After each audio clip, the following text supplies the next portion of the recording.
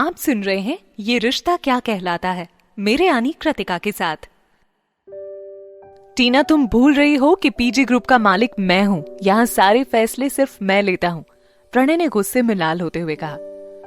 तुम्हें लगता है कि ये स्पोक्स पर्सन की डील मैंने खुद से छीनी है, जबकि एचएफ ने खुद तुम्हारे आगे शर्त रखी थी मुझे स्पोक्स पर्सन बनाने की।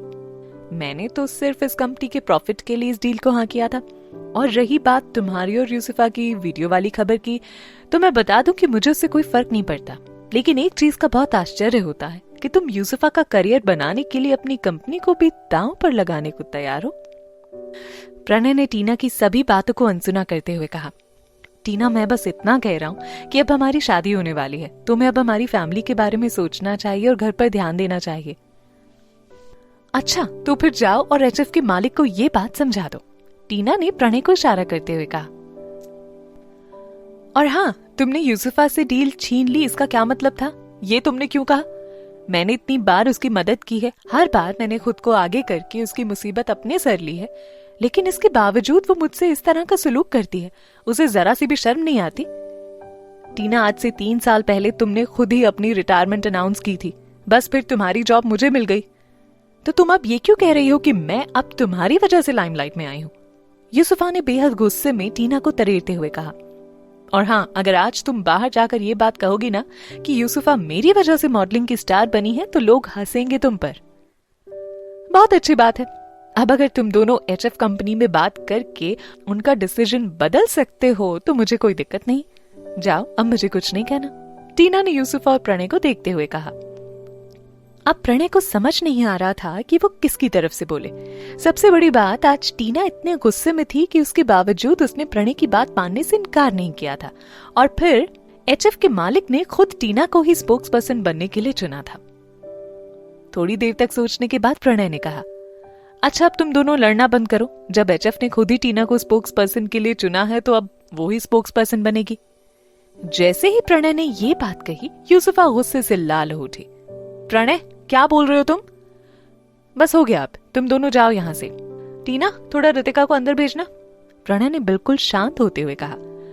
प्रणय को यह फैसला बेहद मजबूरी में लेना पड़ा था। टीना ये बात अच्छे से समझ रही थी। यूसुफा टीना को गुस्से से घूरते हुए निकल गई। इस वक्त उसके अंदर का गुस्सा साफ तौर पर उसके चेहरे पर नजर आ रहा था।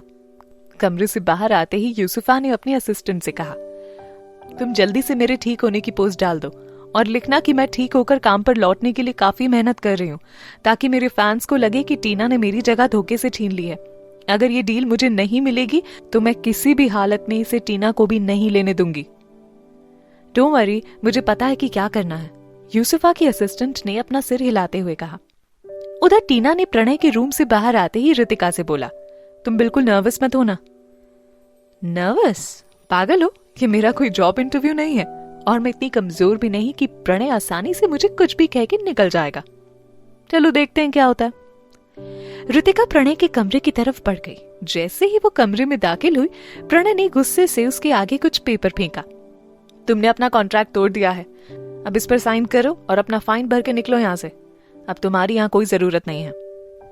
निकलो यहाँ से मतलब? प्रणय, तुम शायद भूल रहे हो कि जब मैंने शुरुआत में ये कंपनी ज्वाइन की थी, तब मुझे सिर्फ टीना की अपीयरेंस को पब्लिक में अच्छा करने का काम दिया गया था। मुझे इसी के लिए सैलरी दी जाती है। तो अब तुम बताओ कि पहले कॉन्ट्रैक्ट किसने तोड़ा, और दूसरी बात, मैंने जो भी आर्टिकल रिलीज किया था वो सिर्फ टीना की रेपुटेशन को बचाने के लिए किया था, ताकि पब्लिकली उसकी रेपुटेशन अच्छी बन सके। तो मैंने तो सिर्फ अपना काम किया ना, कॉन्ट्रैक्ट कब तोड़ा? रितिका को खुद के सामने इतना बोलते देख प्रणय का ईगो हर्ट हो गया। उसका पारा बहुत हाई हो चुका था। और अगर तुम्हें अब भी समझ नहीं आ रहा है तो कोई बात नहीं, मैं तुम्हें ये सब कोर्ट में ले जाकर समझा दूंगी, और फिर पीजी ग्रुप का जो हाल होगा वो तो तुम अच्छे से जानते हो। इंडस्ट्री का कोई भी इस कंपनी पर भरोसा नहीं करेगा। रितिका ने प्रणय से मुस्कुराते हुए कहा। तो तुम क्या चाहती हो? मैं इसे बड़े प्यार से खत्म करना चाहती हूँ। मैं आराम से पेपर साइन करके यहाँ से निकल जाऊंगी, लेकिन तुम मुझसे किसी भी तरह के हट जाने की बात नहीं करोगे, ओके? प्रणय ने रितिका की तरफ गुस्से से भरी नजरों से देखा, लेकिन वो अभी कुछ भी नहीं कर सकता था, क्योंकि इससे यूसुफा को भी दिक्कत हो सकती थी। अंत में प्रणय ने पेपर पर साइन करके रितिका को पकड़ाते हुए कहा, अब जाओ यहाँ से, मैं तुम्हारी शक्ल भी नहीं देखना चाहता। मैं जा रही हूँ, लेकिन एक बात सुन लो प्रणय गुलाटी, जितनी तकलीफ तुमने टीना को दी है ना, उसका 1000 गुना तुम्हें झेलना पड़ेगा। ये कहते हुए रितिका तेजी से कमरे से बाहर निकल गई। प्रणय का गुस्सा उसके नियंत्रण से बाहर हो चुका था। उसने गुस्से से अपनी टेबल को पलट कर फेंक दिया। टीना को रितिका को लेकर कोई चिंता नहीं थी। उसे पता था कल जल्द ही उसे किसी दूसरी कंपनी से कॉन्ट्रैक्ट मिल जाएगा।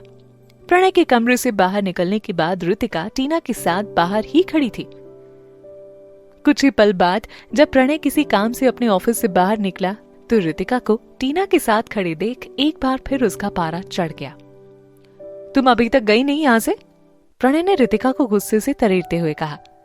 रितिका कुछ बोलती उससे पहले ही टीना ने कहा, मैंने इसे नौकरी पर रख लिया है। प्रणय, मतलब मैंने इसका कॉन्ट्रैक्ट खत्म कर दिया है, अब इसकी यहां पर कोई जरूरत नहीं है। रितिका, हाँ मुझे पता है, लेकिन अब ये मेरी मैनेजर नहीं है। मैंने इसे अपनी असिस्टेंट के तौर पर नौकरी दी है। कंपनी के रूल के अकॉर्डिंग मैं अपनी असिस्टेंट खुद चुन सकती हूँ, है ना? टीना ने प्रणय को घूरते हुए कहा। टीना, व्हाट्स रॉन्ग विद यू? तुम हर बात में मेरे अगेंस्ट क्यों जाने लग गई हो? प्रणय ने टीना को पकड़कर अपनी तरफ खींचते हुए कहा। क्योंकि रितिका मेरे बारे में तुमसे ज्यादा सोचती है। वो हमेशा मेरे साथ खड़ी थी। अब जब मुझे कोई डील मिल गई है तो इस तरह से मैं उसे खुद से अलग नहीं कर सकती। ये सुनने के बाद प्रणय का गुस्सा थोड़ा शांत हो गया। उसने बिल्कुल नॉर्मल होते हुए टीना से कहा, टीना तुम हमेशा मेरे साथ थी, लेकिन अब तुम ऐसी क्यों हो गई हो? देखो प्रणय, क्राउन के स्टार शो वाले दिन ही मैंने तुमसे और यूसुफा से ये कह दिया था कि ये लास्ट चांस है जब मैं तुम दोनों का ब्लेम खुद पर ले रही हूं। टीना ने प्रणय की आंखों में देखते हुए कहा। अब वो बिल्कुल इमोशनलेस हो चुकी थी। उसके चेहरे पर कोई भाव नहीं था। अगर ये बात है तो टीना, मुझे लगता है कि हमें अब शादी नहीं करनी चाहिए। प्रणय को लगा वो इस तरह की बातें करके टीना को उसकी गलती का एहसास कराएगा, लेकिन टीना ने प्रणय की इस बात का कोई भी जवाब नहीं दिया। ना ही उसके चेहरे पर कोई गम या खुशी का भाव झलक रहा था। टीना चुपचाप वहां खड़ी रही।